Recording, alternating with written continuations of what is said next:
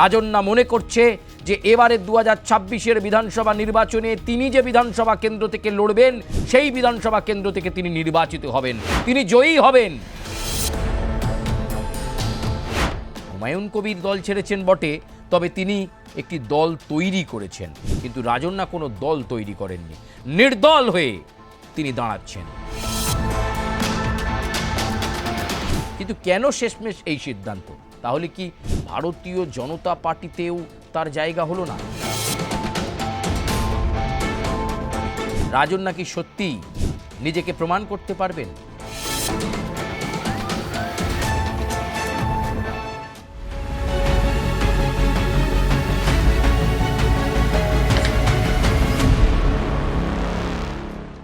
নমস্কার, আমি সুচারু। আজকের প্রতিবেদনে স্বাগত জানাই। আর আজকের প্রতিবেদনেও আমরা একই রকমভাবে রাজনৈতিক প্রতিবেদনেই নজর রাখব।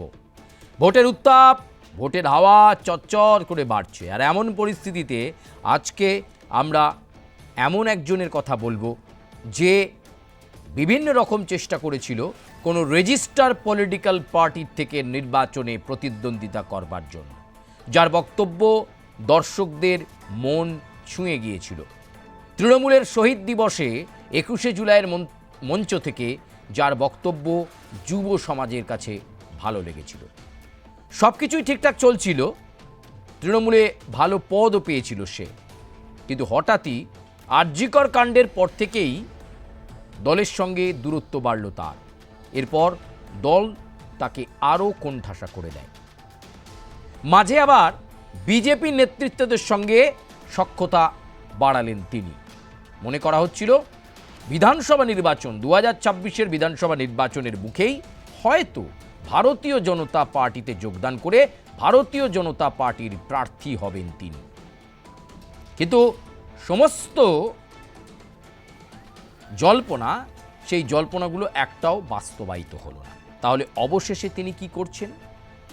অবশেষে তিনি কিন্তু নির্বাচনে লড়ছেন নির্দল প্রার্থী হিসেবে। কার কথা বলছি এতক্ষণে আপনারা নিশ্চয়ই আন্দাজ করেছেন। আমরা বলছি রাজন্না হালদারের কথা। রাজন্না হালদার নিজেই ঘোষণা করেছেন তিনি 2026-এর বিধানসভা নির্বাচনে লড়বেন এবং মানুষের মন বোঝার চেষ্টা করবেন। তিনি কিন্তু জানেন যে এই নির্বাচনে তার জামানত জব্দও হয়ে যেতে পারে। তবু তিনি মনে করছেন যে মানুষের ভালোবাসা তার কাছে অনেকটা গুরুত্বপূর্ণ এবং তিনি মনে করছেন মানুষ তার পাশে আছে। তাই অন্য কোথাও নয়, তার চেনা, হাতের তালুর মতো চেনা কেন্দ্রেই লড়তে চাইছেন রাজন্না হালদার। তাই তিনি ঘোষণা করে দিয়েছেন কোনখান থেকে তিনি লড়বেন। রাজন্না চাইছেন নির্দল প্রার্থী হিসাবে জয়লাভ করে একটি দৃষ্টান্ত স্থাপন করতে, বার্তা দিতে রাজ্যের শাসক দল তৃণমূল কংগ্রেসকে, বার্তা দিতে রাজ্যের প্রধান বিরোধী দল ভারতীয় জনতা পার্টিকে যে প্রতীক ছাড়াও নির্বাচনে জেতা যায়। রাজন্না হালদার আত্মবিশ্বাসী। রাজন্না মনে করছে যে এবারে 2026-এর বিধানসভা নির্বাচনে তিনি যে বিধানসভা কেন্দ্র থেকে লড়বেন সেই বিধানসভা কেন্দ্র থেকে তিনি নির্বাচিত হবেন, তিনি জয়ী হবেন। এই আত্মবিশ্বাস তার মধ্যে রয়েছে। কিন্তু এই এতটা আত্মবিশ্বাস তিনি পাচ্ছেন কোথায়? শুধুমাত্র ব্যক্তিগত কারিশমা, ব্যক্তিগত ভাবমূর্তিতে নির্বাচনী বৈতরণী বিধানসভার মতো জায়গায় পেরোনো সম্ভব? হুমায়ুন কবির দল ছেড়েছেন বটে, তবে তিনি একটি দল তৈরি করেছেন, কিন্তু রাজন্না কোনো দল তৈরি করেননি, নির্দল হয়ে তিনি দাঁড়াচ্ছেন। কোন কেন্দ্রে দাঁড়াচ্ছেন? সোনারপুর দক্ষিণ কেন্দ্রে, যেটা তৃণমূলের শক্ত ঘাঁটি। সেই সোনারপুর দক্ষিণ কেন্দ্রে রাজন্না বলেছেন যে তার থেকে বেশি ভালো কেউ চেনে না সোনারপুর দক্ষিণ। তাই সেই সংশ্লিষ্ট বিধানসভা কেন্দ্র থেকেই নির্বাচনে প্রার্থী হয়ে তিনি মানুষের মন পরীক্ষা করতে চাইছেন। তিনি বিশ্বাস রাখেন জামানত জব্দ তার হবে না, তিনি বিশ্বাস রাখছেন নির্বাচনে তিনি জয়লাভ করবেন। এই আত্মবিশ্বাস রাজন্না হালদারের রয়েছে। কিন্তু কেন শেষমেশ এই সিদ্ধান্ত? তাহলে কি ভারতীয় জনতা পার্টিতেও তার জায়গা হলো না? কোনোভাবে বুঝতে পারছিলেন যে ভারতীয় জনতা পার্টিও তাকে টিকিট দেবে না, সেই কারণেই এই সিদ্ধান্ত? তাহলে কি রাজনৈতিক কেরিয়ার তলানিতে ঠেকছে দেখেই 2026-এর বিধানসভা নির্বাচনের লড়াইয়ে নেমে পড়লেন রাজন্যা। কোনো দলীয় প্রতীক নেই, নির্দলের প্রার্থী হয়ে নেমে পড়লেন, তাও আবার বলছেন জিতবেন। ভাবতে যতটা সোজা, বাস্তবটা ঠিক তার থেকেও কঠিন।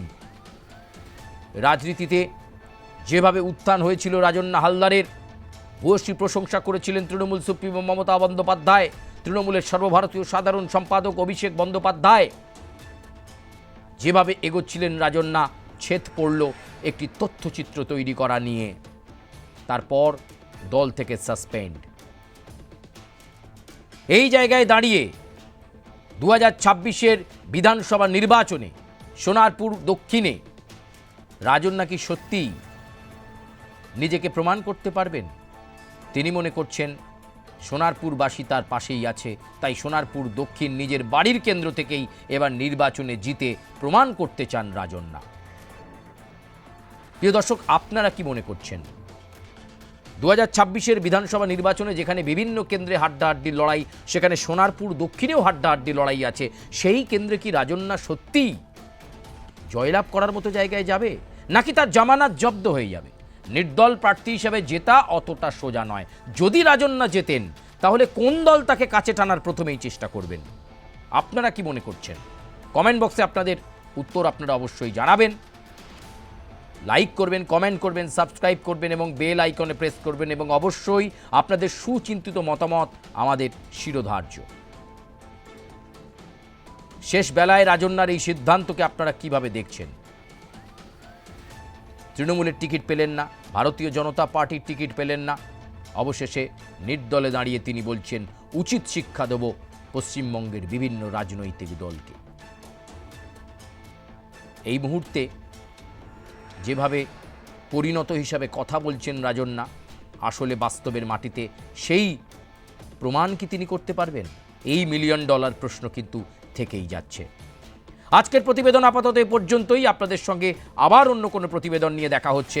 তবে অবশ্যই আবারও একবার বলবো, লাইক করবেন, কমেন্ট করবেন, সাবস্ক্রাইব করবেন এবং বেল আইকনে প্রেস করবেন। ধন্যবাদ।